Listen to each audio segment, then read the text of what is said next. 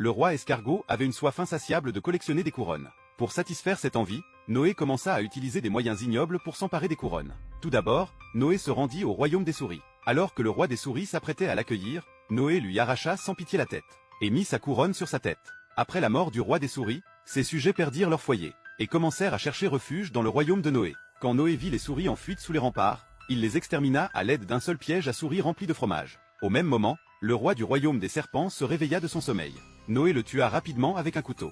D'autre part, le roi du royaume des citrouilles venait de se réveiller. Alors qu'il s'étirait paresseusement, Noé l'attrapa et le brisa. Noé obtint ainsi une nouvelle couronne. Mais rapidement, la couronne de citrouille se flétrit et un roi mouche en sortit. Noé tua sans pitié le roi mouche, et porta sa petite couronne comme une bague à son doigt. Pendant ce temps, le nombre de réfugiés sous le château de Noé ne cessait d'augmenter. Mais Noé n'était toujours pas satisfait. Il jeta même son dévolu sur la montagne de Dieu. Il transforma son château en machine de guerre et attaqua la montagne de Dieu. Mais quelles que soient les attaques de Noé, n'avaient aucun effet sur la montagne de Dieu. Il sauta alors dans la couronne de la montagne de Dieu. À sa grande surprise, le monde à l'intérieur de la couronne était rempli de fleurs. Le parfum intense des fleurs lui fit perdre la raison. Dans cet état hallucinatoire, il leva son couteau et se coupa le doigt. À cause d'une perte de sang excessive, Noé mourut dans la couronne. Plus tard, il arriva dans une salle remplie de rois, qu'il avait tués pour obtenir la couronne. La mort lui indiqua une chaise pour qu'il s'assoie. Mais Noé convoitait la couronne du dieu de la mort. Il grimpa sur la table et tenta de s'emparer de la couronne. Mais la mort d'un simple geste de la main le renvoya à sa place.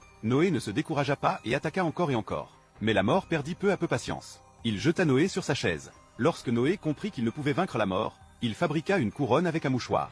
Mais la mort lui prit la couronne.